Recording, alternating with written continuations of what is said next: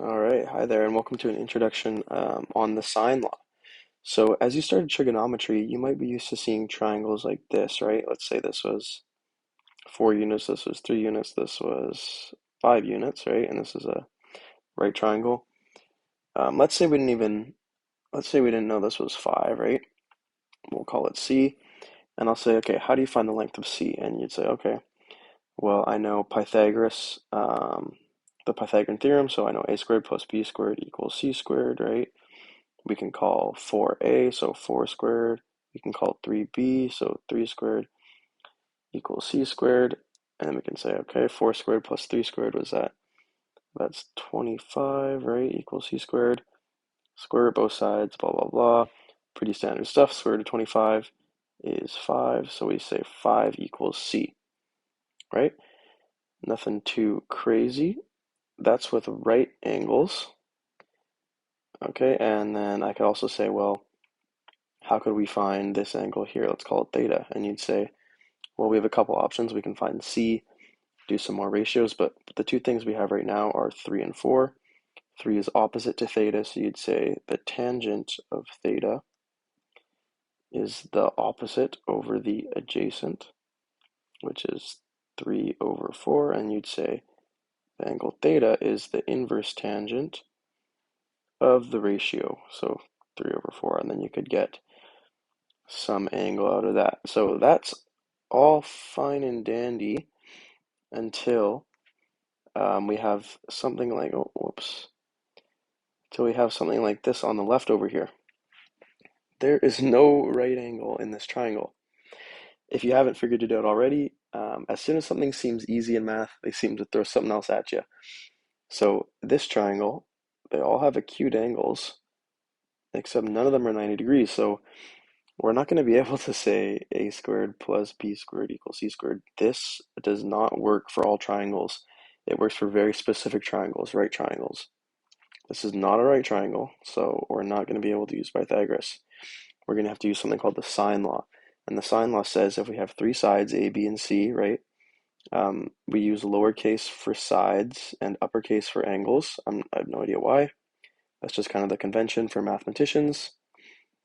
If we have three sides, A, B, and C, three angles, A, B, and C, the sine of an angle, big A, we say, divided by the opposite side length, right, little a, okay, is equal to the sine of big B, the angle B, divided by its opposite side, little b, and that is also equal to the sine of big C divided by the opposite side, little c.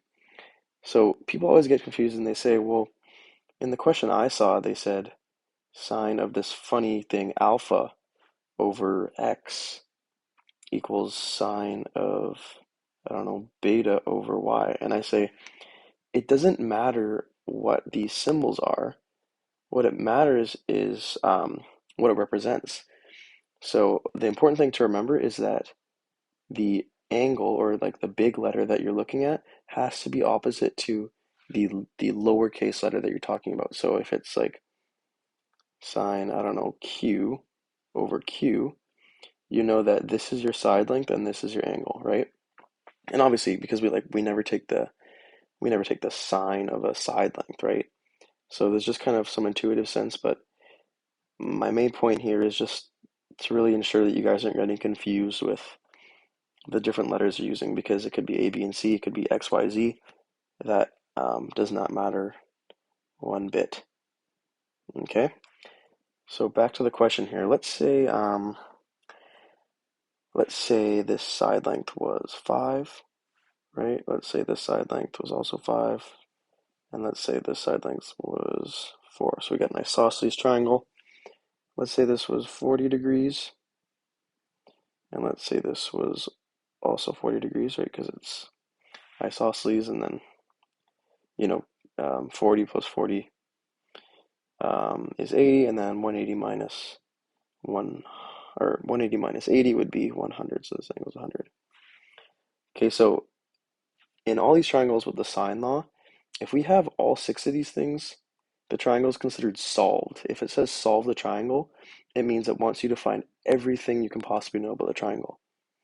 Okay, so for all these sine law questions, you're typically given three pieces of information, maybe like two angles and a side length or two side lengths and an angle.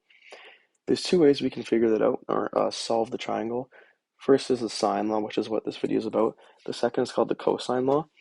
Right now, for questions involving the sine law, see here in the definition down here in the formula, it's really working with pairs. Like sine of A over A, this is considered a pair. Sine B over B, this is considered a pair. Sine C over C, this is considered a pair. So if you have a pair of two things and another piece of information, you're probably working with the sine law.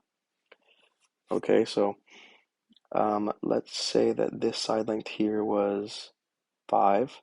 Let's say this angle here was 40 degrees. And let's say this side length B was 6. Okay, so see how we have a pair here? We have two pieces of information. They're both related because A, our angle, which is 40 degrees, is opposite to our side length of 5.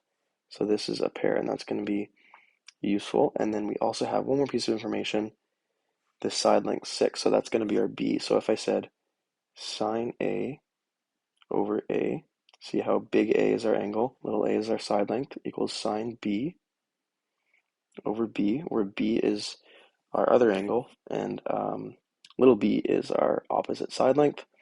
We can just substitute the information we know, right? We know that A is 40 degrees. We know little a is 5. Okay, we don't know what our big B is. That's the angle that we can try and solve for. And then little b is 6.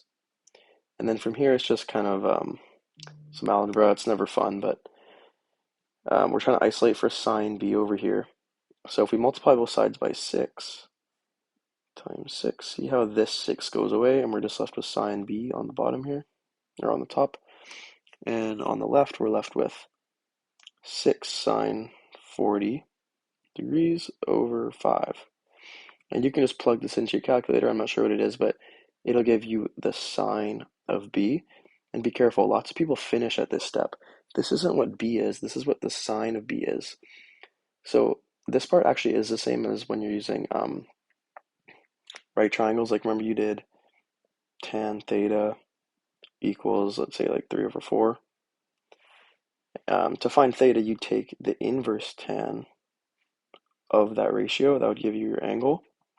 This is the same thing. So this part actually isn't new, which is good. So if we know what sine of the angle is, we can just say, well, the inverse sine of whatever this ratio is, 6 sine 40 degrees over 5, that's going to give us our angle B. Okay, so that's kind of just an introduction to what the sine law is. There's lots of different questions like that involve, I don't know, like if a boat starts here and it travels horizontally for 4 kilometers, right, and it goes, I don't know, 30 degrees uh, north of west for 5 kilometers. So